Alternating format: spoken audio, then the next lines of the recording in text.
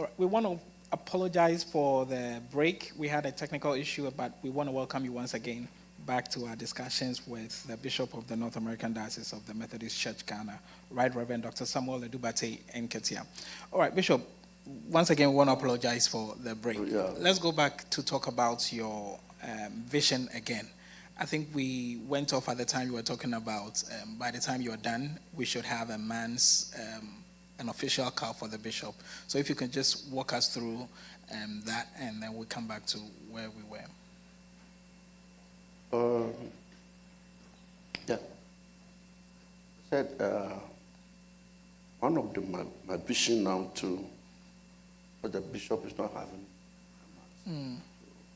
Where I'm staying now belongs to Newark Cathedral. So I have to make sure get a month before I leave office. So that's sort of my vision. Also, a duty car. The car I'm using now belongs to Cathedral. As I said earlier, I've been there for the past years, and I was minister in charge, also the bishop. So now the minister is coming, so I have to leave. Instead of that, to pull resources to buy a new right now, I have to my house so that I can save some money. Definitely. So that's my vision. To have a man's duty car before I leave office. And also, I said that I don't know whether the spiritual. Yeah, you talked about the spiritual part. Yeah, and I said that most of the members feel that they want to build their spiritual aspect. Christianity. Christianity is all about God, Jesus Christ. So when you know Him and you walk with Him and you build up, that'll help you to go into prosperity. But if prosperity is your broad scale of preferences, that's number one wrong. Yeah. So after building up your spiritual aspect, I will lead you to prosperity. So I'm trying to build up the spiritual aspect of the members so that they will be able to work and work perfect. And also, as I said, most of the members are not Methodist, and they're from different denominations, and so they have different faith, different doctrine, and different beliefs. So we are trying to build them Methodism so that they will know our doctrine and our faith, so that they will be able to teach the younger ones who are coming. Other than that, they will destroy Methodism. Sure. Thinking of where they belong to. So there's another aspect of work that I'm doing. And also, I'm trying that. The language aspect. Most of the members in our congregation, some way, some mothers don't understand the English. Exactly. Because their children brought them here to care for their grandchildren and granddaughters. So you don't understand the English. So when you speak all the English, you don't understand what is happening. There's one lady at Newark. After every service, hours, Grandma, I can say, and if you try to speak English at the same time, Akan language or dialect, you confuse them. You confuse them. Because you will not end the English, then you will put in the dialect, then you get confused. And when you speak the tree too, you will not end the tree, then. So it's a matter of having two services. Exactly. So at Newark, for instance, we run two services. Okay. English service from 8 to 9:30. Then 10 to 12:30. You do the service. So I think if you're able to do that, it will help the members. Those who don't understand English, they will benefit. Those who don't understand the tree language or French language will also benefit. Sure. So I'm trying also to do that. I think. So let me stay on the projects that require more money, because some of them are capital intensive. if we are thinking of getting a man's for the bishop, if we want to get an official vehicle. And I mean, I think it's not even only at the level of the bishop. There are some societies that they still rent and probably have plans. Are we exploring other ways of raising funds rather than using the conventional and traditional means, that is the same appeal for funds from the members? Are there other avenues of financial support that the church is exploring to be able to fund some of these all-important projects that you want to perform? Yeah, we have a committee, procurement committee. Okay. So they are working on that. They are working on that. I've forgotten the name of the coordinator. Is at Washington. Okay. So they are working on that. How to raise funds to. Yeah. Police. We have some money there, but not enough. Enough, true. Not enough for down payment. So, we are hoping that within the space of 1 year, we're able to get down some payment. money. The committee is working on that. Okay. So what will Bishop want to be your legacy? What do you want to be remembered for as the Bishop of the North American Diocese when your time is over? Even if I am able to secure or buy the man's for the diocese, or a car for the diocese, even my legacy. Beautiful legacy. Yeah, Yeah. legacy. That's the only one, because financially we are not very strong. Yeah. So if I'm able to buy man's for the diocese and also car, diocese, I think that will be enough. Yeah. That will be enough. And also, as I said, be able to build. We don't have the official dietary, we don't have it. If you're able to build that official dietary, Very important. that also, yeah. So my legacy, we don't have it. So be my legacy. Yeah. So, as a bishop, I know where you sit a lot of challenges. If you have the opportunity to talk to the members of the Methodist Church in the North American Diocese and solicit for their support in your role, what would you expect them? If members are listening to us as a bishop, what would be what you require of us as members to support you to succeed as a bishop of this all-important diocese? One, the church members, you have to be proactive. No, those who are listening to me, you have to be proactive in your doings. Yeah. The organizations are established to help the church to grow. It's like a big tree. A tree without branches is not a big tree. Yeah. But a tree with branches all over, this tree is very big. Birds and other insects can be on it to eat and also to have fun there. So the organizations are all there to help the church. So most of the members are organization members. So you have to obey the rules, the regulations, objectives, and aims of the organizations. That will build it up. And also, when you are built up, you have to use that to support the church. Most of the members, they love the organization more than the church. Very true. Any program organizations, they will attend. When it comes to church programs, they don't come. Yeah. So I would advise the church members, those who are especially Christian members, also have the church at heart, so that they can also support the church in all ways. Yeah. You can be a membership member. When we went to Canada, for instance, they came in numbers. But when it comes to church service, they don't come. They don't come. So I was able to talk to them that they have to also take the church as their bona fide property and work towards the church too. The church, because of the church that the society is there. Yeah. Yeah, I think that's a very profound point. If we come back to the professional group the networking of the professional people. I think you've highlighted how important it is for us to have a directory for professionals to know how, we can even support the church in any way possible. What can we do as a church to also, because I want to dovetail into the youth discussions. What can we do as a church to make sure people are also growing professionally?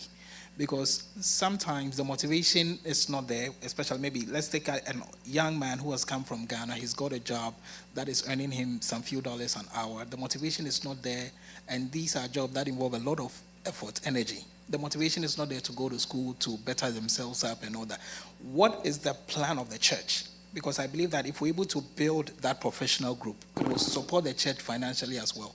Do we have any plans in place to help mentor these young people in their chosen careers, kind of create a platform for them to also develop themselves to support the church both financially and then spiritually as well? That's a very good question, and that's what I'm doing. I've been in dialogue with Reverend okay. Yeah, work on that. Yeah.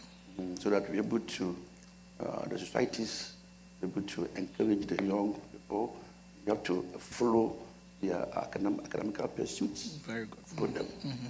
Even if it happens that we have to visit them at their various schools. Sure. I was doing that in Kumasi. Yeah. Those youth members in my church and do our schooling, you go to them. Some of them were having challenges, family, UDS. Now they are playing football at Korea. Yeah, Korea, yes. Okay, yeah. I think they are in the finals now. Yeah, yes. Yes. Visit some of them. To follow them so we can help them. The guy, there's a guy called Calvin. Okay. He was at Prempe. Okay. Yeah, we visited him 2 or 3 times before he completed. He had Ace. Now he's at Rhode Island. So he called me. He said, Papa, I'm here. How?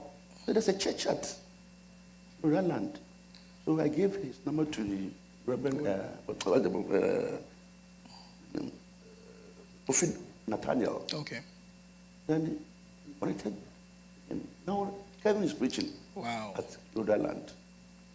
So if we're able to monitor them, let them feel that they are part and parcel of us. At least not a lot of money. Exactly. They will go and come back. They'll come back. So come back. that's one thing that I wanted to do.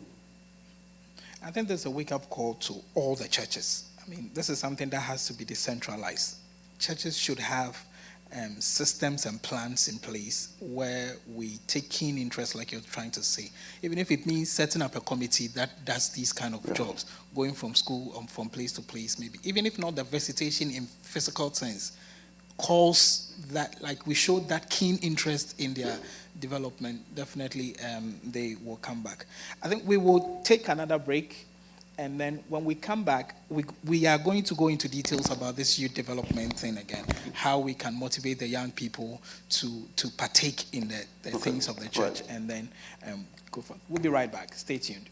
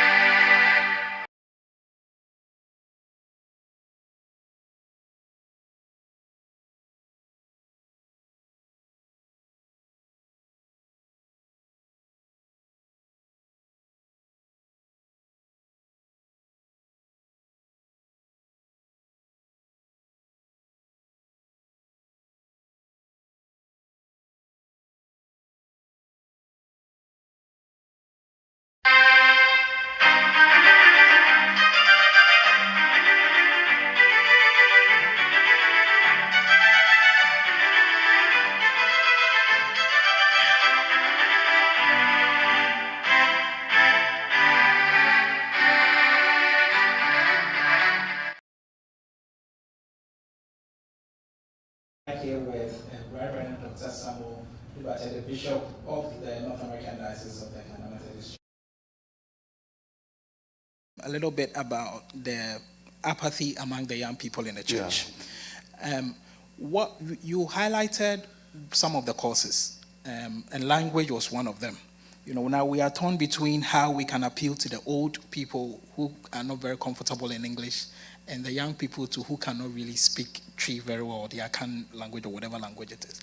Now, what are some of the practical ways we are putting in place to get the young people very interested in the Methodist Church?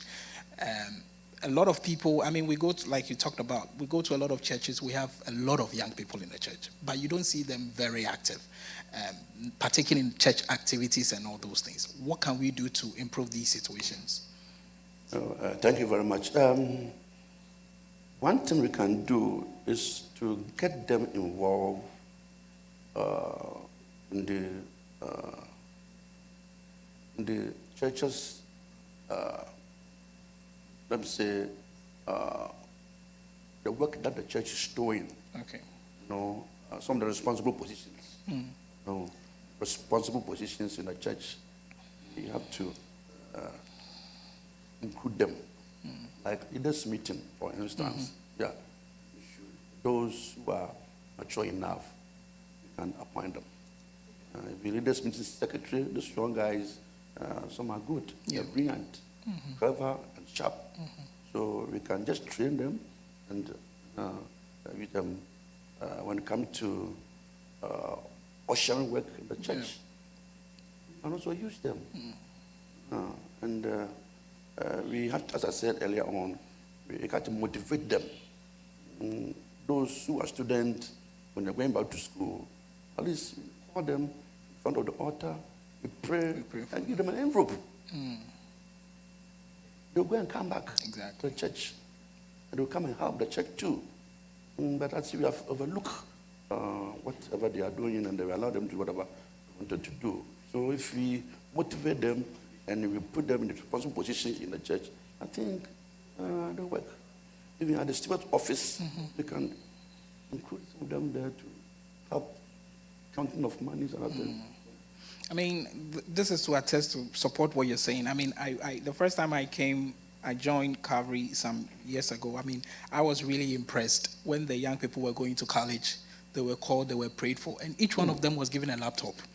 And I feel like this is really good and it's very motivational. And I think we should replicate the same in the... That will boost their morale so that they will also able to give up their best to support the church. We need them and they are there to help us. So we shouldn't just look at them and allow them to go and just like that. They will go to school and find their way somewhere. Exactly. When it comes to, they like dancing, right? So praise and worship or adoration, we should extend it a bit for them to dance. I'll call them forward. At times, I'll call the young people, come and dance, come and dance in the front. They will see them doing their own thing. I will join them. Now, Osofo is joined with the youth. Why don't you dance? Exactly. With your morale. So I like the way that current presiding bishop, most Reverend Professor Nonse Kwabrajadu has been doing. Dancing with the youth. Dancing with them. You just jump from the altar and so to get morale. So that's one of the motivation. A lot of motivation that will help our young people to also.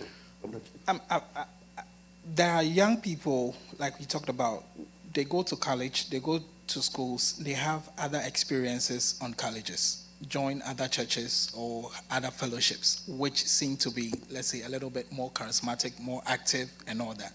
Now, there are some groups who come back home and they feel like that experience. We were in school, we went to Gamsu, we saw how Gamsu was really vibrant and all that.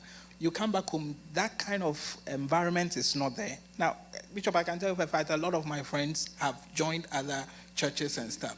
Now, how are we dealing with that challenge where the experiences we have on campuses as a group of young people worshiping God together in a setting of not even a charismatic setting like Gamsu, but when you come home, you don't have the opportunity to have that same experience. How are we dealing with that with people who are now conflicted? Like they enjoy that kind of experience, they come back home, and maybe it's not as active and vibrant as they saw on campus. this issue is a big challenge. Yeah. The big challenge that we are grapple with. I think we can help solve this problem. That's much way of doing things. I think this is the reason why maybe WIS, West International Society, that the church wanted to, that initiated, and some of the societies have adopted, and they are using them. And that society, the way they are doing their things is different from the main church. We dancing, and we have a short liturgy, speaking of tongues, and prophecies and other things are accepted. So we allow them to do their own thing. But here in diaspora, it's a challenge. But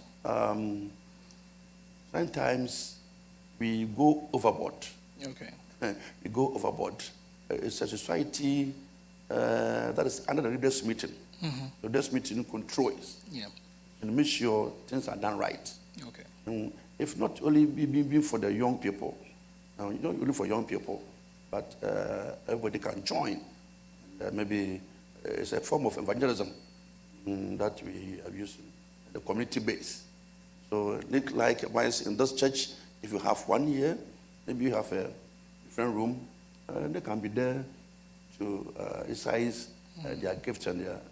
Yeah, so I was actually coming there because if we take Calvary as a society, we have an extra room which we've started implementing WIS, which we run concurrently with the main service. So both of them start at 10 to 12.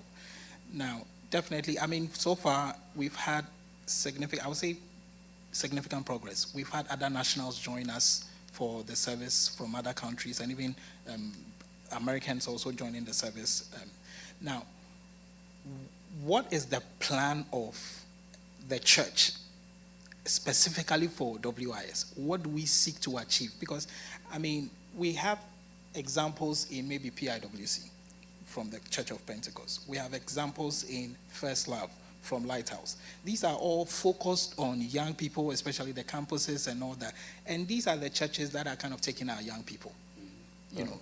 So how are we maximizing this opportunity with regards to WIS to kind of pull our people back into the Methodist Church? Whilst they have that charismatic experience, we still give them the Methodist values that we cherish so much. But as you said earlier on, you have, apart from the main sanctuary, find a room there that you can use.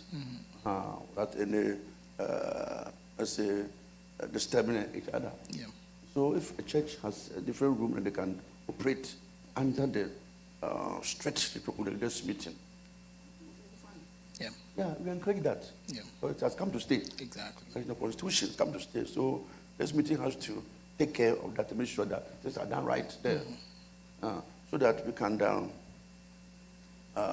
attract other nationals. True. So we use English language as a medium. So we can attract other nationals to join us. Yeah, So definitely. that will be good for us. So we are beating the gong on that any society that feels they can start with a different room, they can do that. This meeting will take control of it to make sure that it's done right. Okay. Some places, because of the noise, there's conflict. Noise, so that they cannot have achieved the aim that we wanted to achieve. But if there's a space and then we can do that, others, I know Ghana, some places, they do after the church service. Exactly. They come back. Ghana, they have time. They have time. Probably the main church have closed. Then they also come and have their service. Okay. Now, what is the plan of the church? I know there are some places that do not have Methodist churches there. You know, what are some of our plans to get into those areas? Like, I mean, if you come to Texas here, Dallas is huge. We have a Methodist church here. Go to Oklahoma, there is no Methodist church around. You know, sometimes some of the people in Ghana will come, they will call you, they'll tell you where they are schooling. There is no Methodist churches around those neighborhoods. What are some of our plans to grow in terms of planting churches in the North American diocese? Thank you very much. This is about church planting. Exactly. Church planting.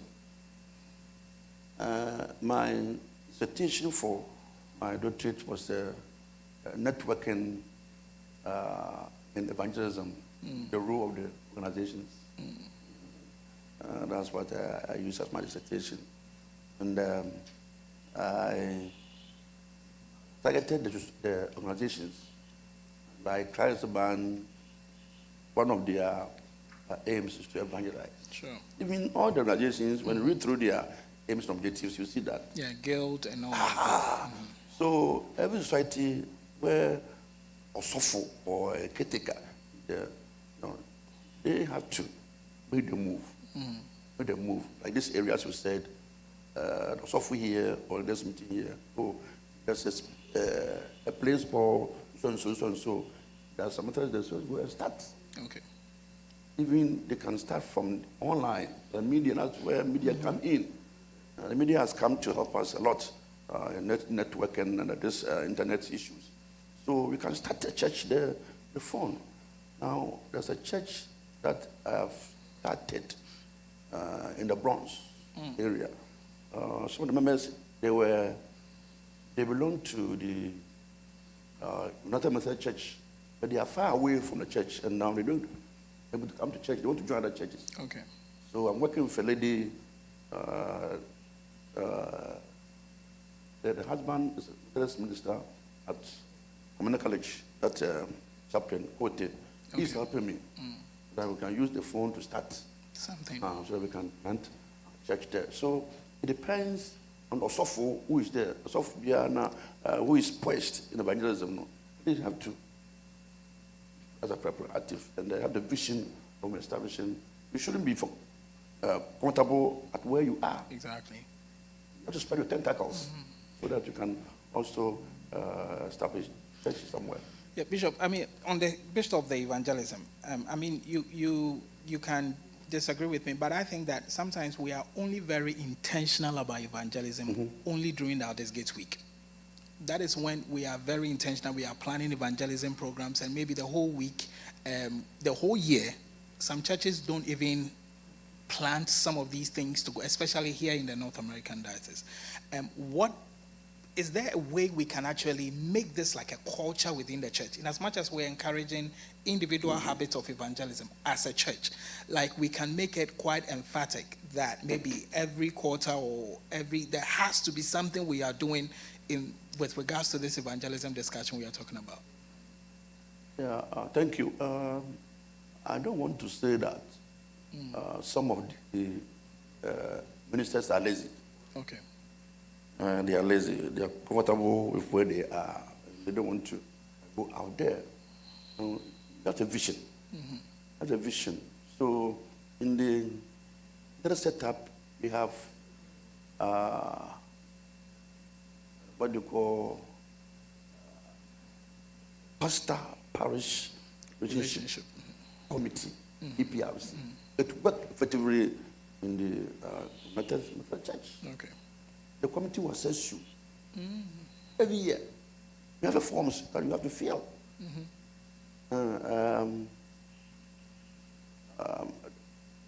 Immediate past Bishop, Pastor Latte, he started that. He brought up the forms. So we shared among the ministers so that every society should be able to have that kind of committee to be able to assess the minister.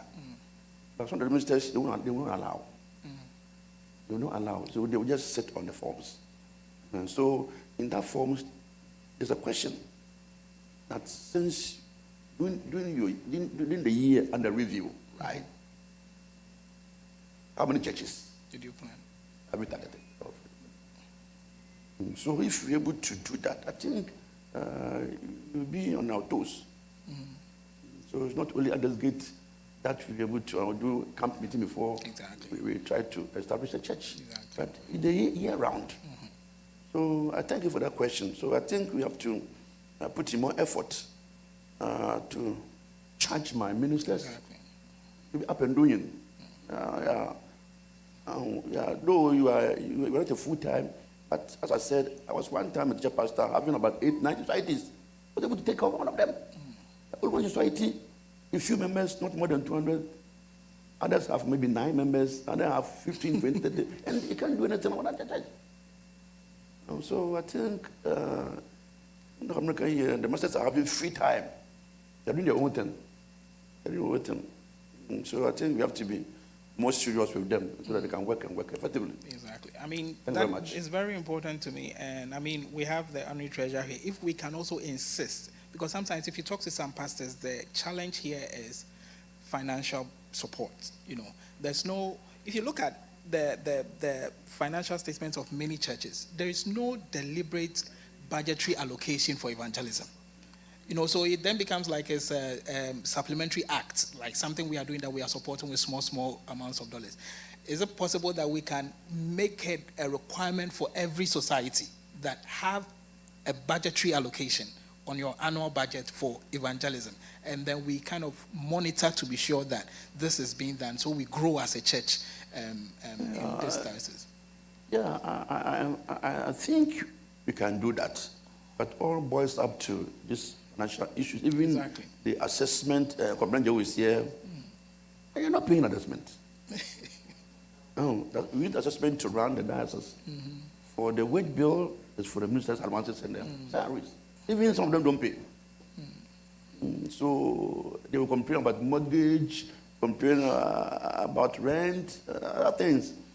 But still, we have to do that. Exactly. We have to do that. Yeah, we cannot overlook it.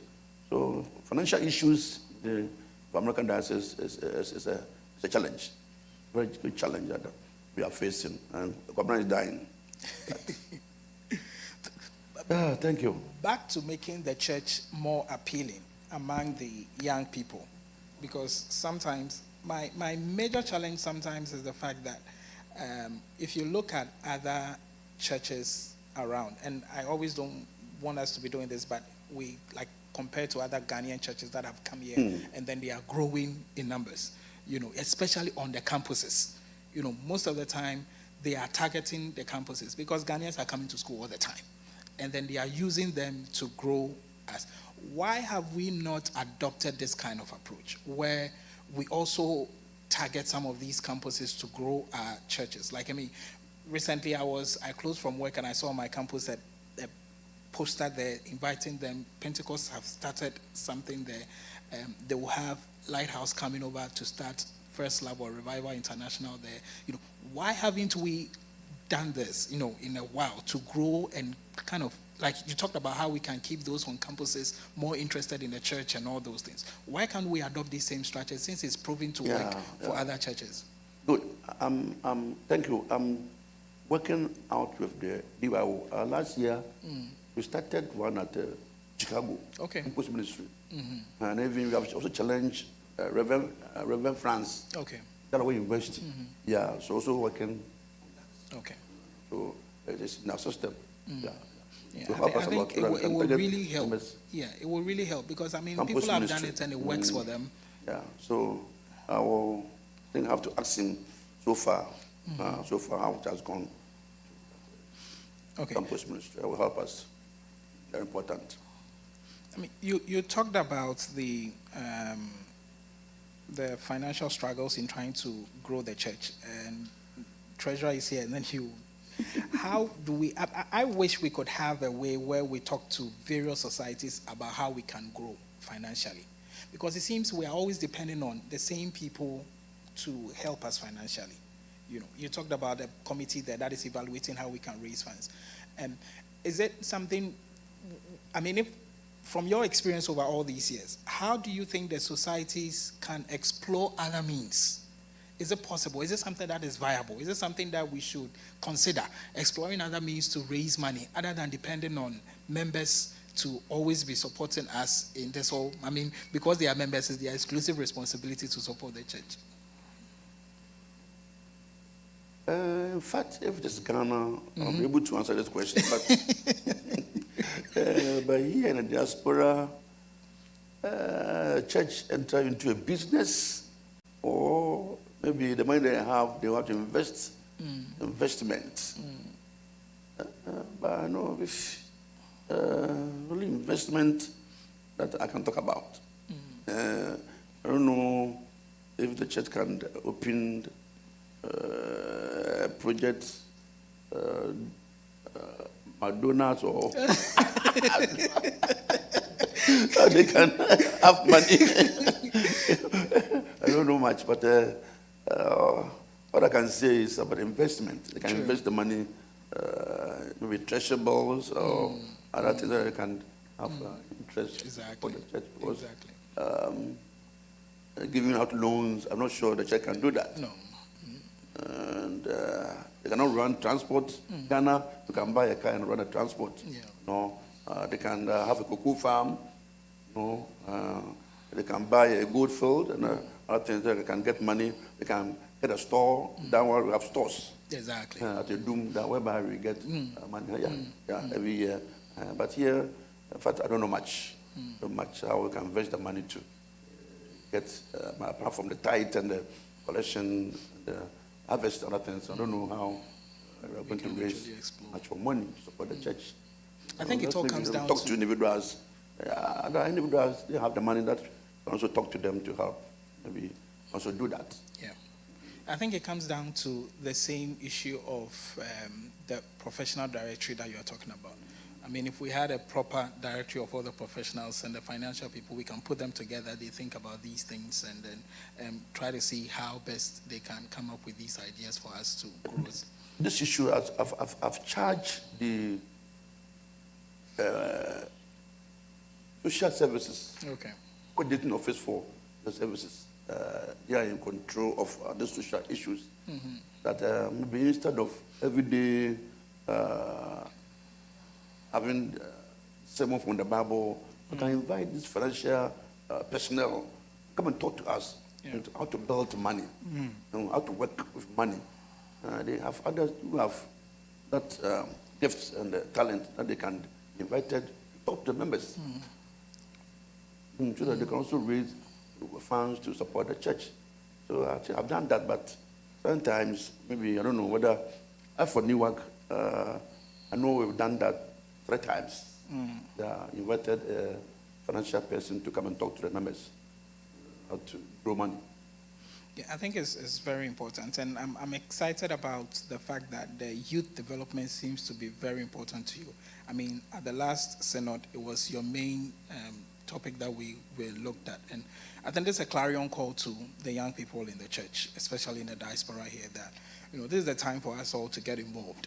This is the time for us to find something to do to build the church, to develop the church, and all supports Bishop to achieve his targets as Bishop. We'll take a quick break, and when we come, we'll have our last segment with Bishop, and then we'll wrap up our discussion with Bishop today. We'll be right back.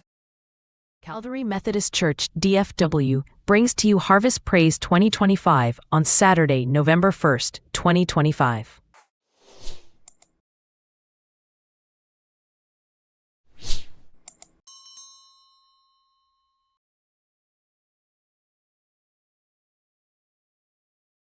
Calvary Methodist Church, DFW, brings to you Harvest Praise 2025 on Saturday, November 1st, 2025.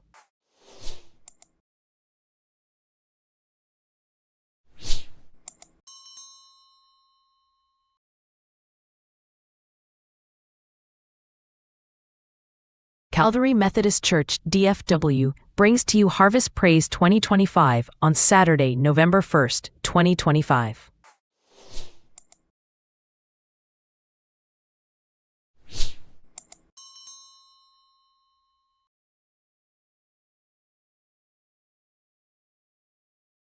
Calvary Methodist Church, DFW, brings to you Harvest Praise 2025 on Saturday, November 1st, 2025.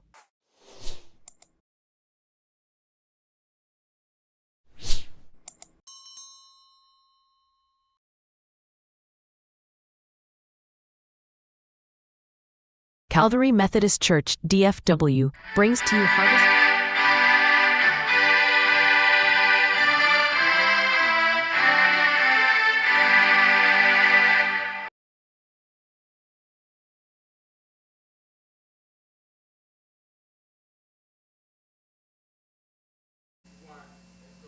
right, welcome back again to my discussion with the Bishop of the North American Diocese of the Methodist Church Ghana, Right Reverend Dr. Samuel Nduba Tenketia. And it's been an exciting discussion. If you've not heard anything we said or you just joined up, please take time and go back, and then definitely there will be something that we touched on which is on your mind. Bishop, we want to talk about the last bit where we try to see how we can use media to grow the church. We are talking about the young people who are all over all platforms on social media and all that. What is the role of media in the whole development plan of the Methodist Church, with emphasis on the North American Diocese? Thank you. They have a special role in our church. We're going to come to evangelism. As I said, that my dissertation was networking, right? Networking tool for evangelism. Networking a tool for evangelism. So it goes with media, right? It goes with media. And as I said earlier on that, I've started church on the phone. Exactly. Media. So media has a special role in building our church, especially diaspora. In diaspora. So in our sister, we have committee on media. We have offices under the executive. One of the office, media. We have the coordinator, we have members.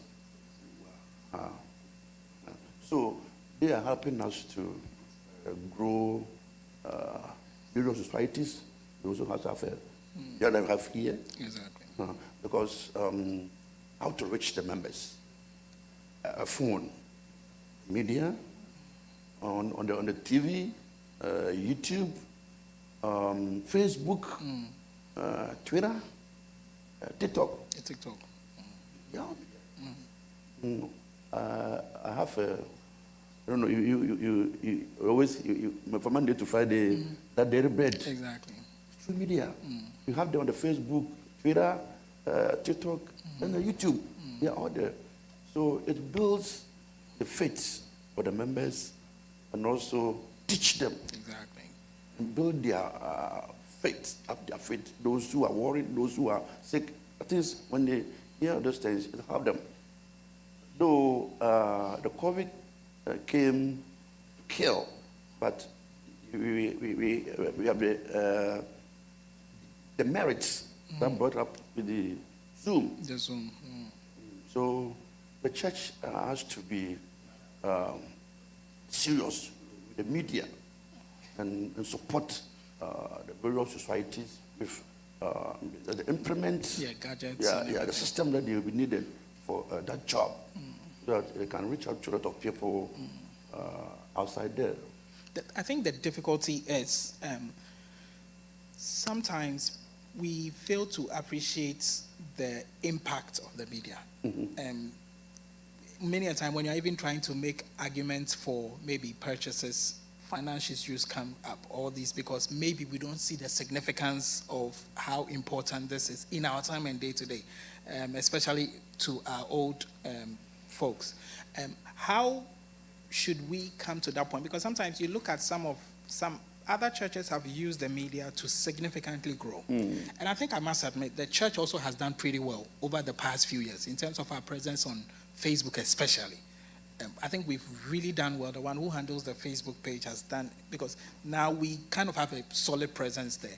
How can we all churches, feed off this progress we've made over this period of time, and also grow using these tools like you're talking about?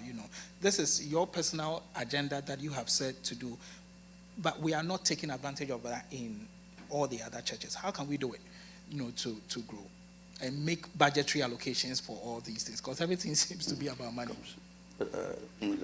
Money issues always be a problem, but we have to make a headway.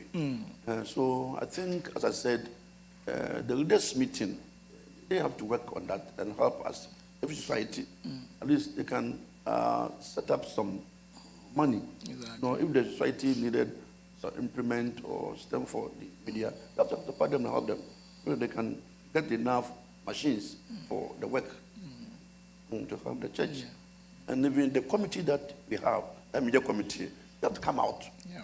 They come out with directives and other things so that we can be implemented, so that we can use that to support the church. But as if they have become armchair committee, Yeah.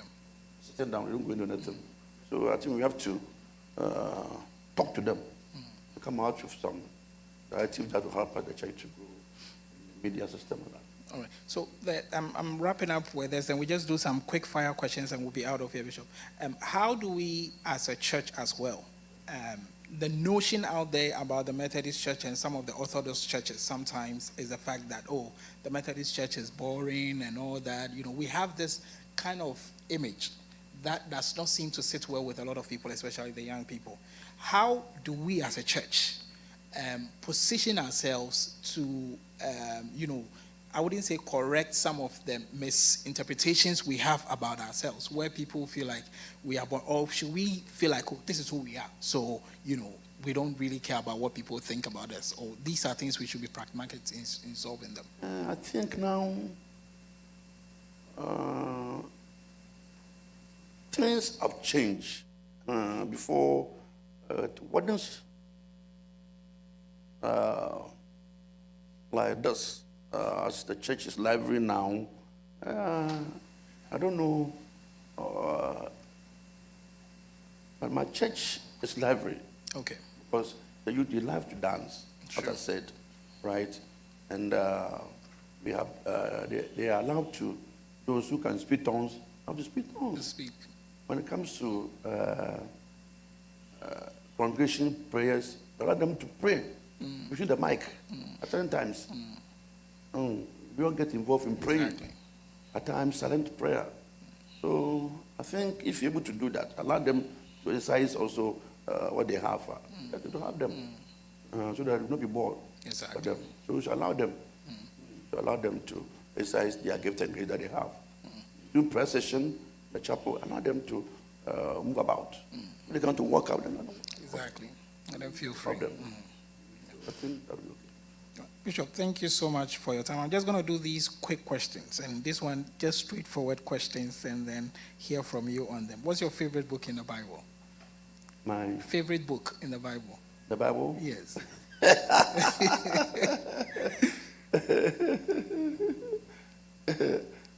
Oh, Bishop, does he have a favorite book? Do I have? I'm not sure I have. Okay. I love the Bible. You love the Bible. Every book From is Genesis to Revelation. I don't have the favorite Bible book. I love them. Love it. And does Bishop take vacation? And what is your favorite place to go for vacation? Oh, vacation, I go to my hometown. Oh. I'm now the Bushapenyin Wow. for Mshuna and Winneba. Wow. And my name is Nenyi Edubate, the Hey, first. that's right. So I have a beard that was up there. So Winneba is my hometown, so that's where I've been going for vacation.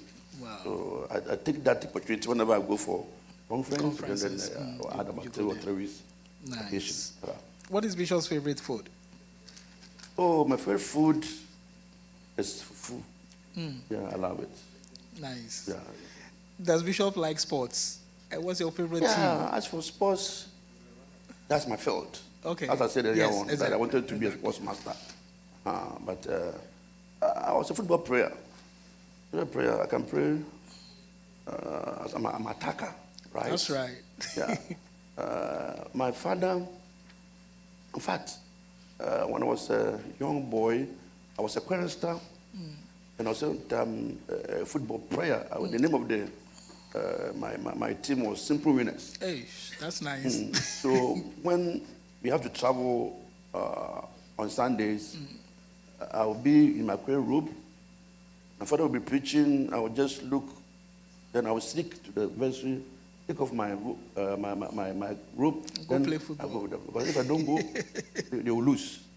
So when you hear them singing, you are calling me. We are working the fight of God. Yeah. So one time, when I came back from, my father named me after his grandfather. Okay. So he can't insult me or he can beat me. When he beats me, he feels like beating the Sure. house. So when I came back from that football match, in the morning, I've washed my jersey and then my hose. My father bent my face. So that kept my interest. Oh, I see. He wanted me to become a Osofo. Osofo. I didn't think about that. Yeah, so that's also one thing that God did to me. So he kept my interest. So at times, parents can control our children's Interest. career. Yeah. At times, they leave them. If you leave the child to do whatever you like, I didn't know if my father had left me, I would have died by now. True. But he controlled my career. Now he broke out. Does Bishop watch movies? And when was the last time you watched one? Osofo does it. Cantata. Osofo does it. Osofo does it. Osofo Odi. Exactly. Yeah. With olden days. Yeah. Ronaldo get the ball. He beat two men. He passes to Kaka.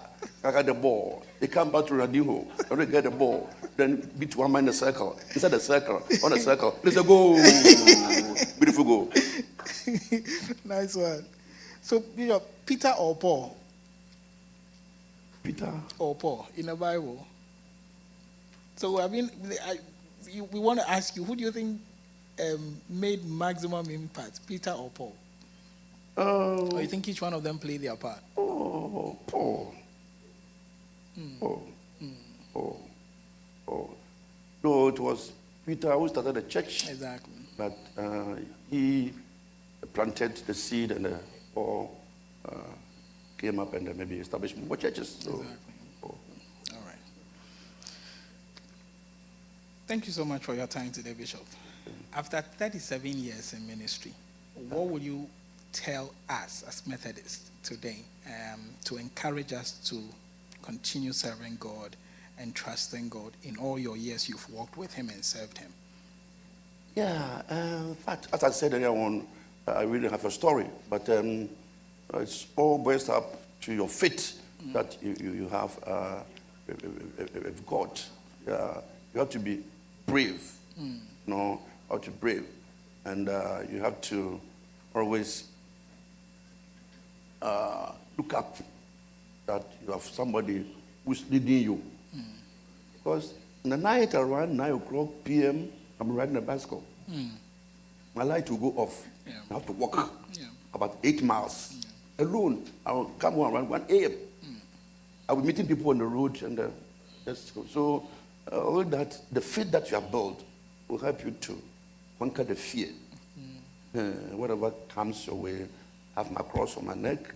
So everywhere I go, I believe that I have Jesus with me, walking with me around the road. So I will encourage my colleagues and my subordinates that the work that they have taken, the work that they have invested themselves in, they should take the work as their bona fide property and work assiduously for the work. Like a car that you have, you're able to maintain the car. Right? You have a house, you maintain the car because of for you.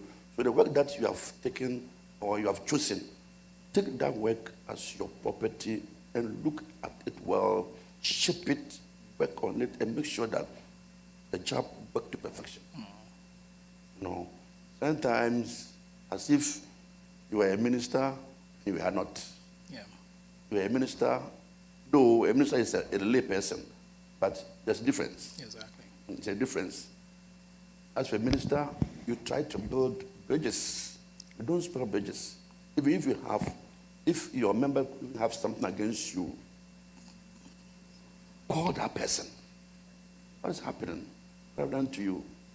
Yeah, listen to that person. And if there's something, oh, please forgive me. I'm sorry. Then move on. Move on. Don't feel big in your shoes. You're a pastor, and so what? Exactly. Are you God? You're not God. You're not God. Come down to the level of the people and move with them. They will take you as their personal property. But some of my brothers and sisters, they will feel that they have the veto power, and what they say is final. So my advice to all my ministers that please calm down like a class one table. Class one table, you're always quiet. This case, they will use it as a bolaka. They will stamp on it, they will throw it, but stop quiet. Yeah.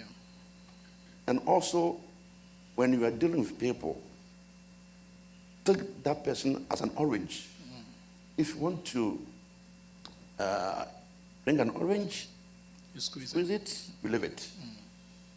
Squeeze it, leave it. If you squeeze it more and don't leave it, the water will not come. Exactly. That's how human beings should be treated.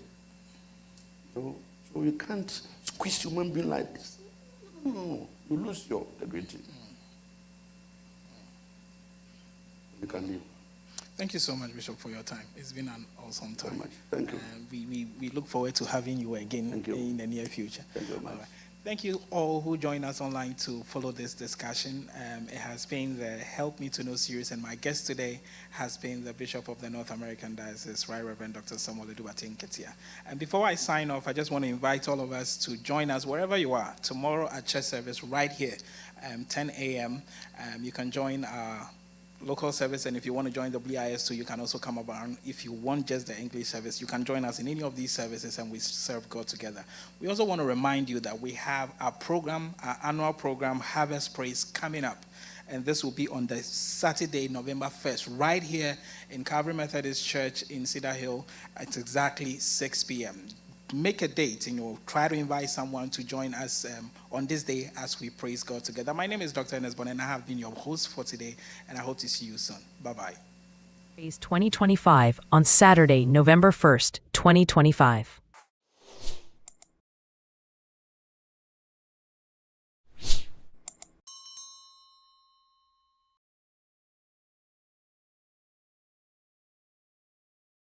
Calvary Methodist Church, DFW, brings to you Harvest Praise 2025 on Saturday, November 1st, 2025.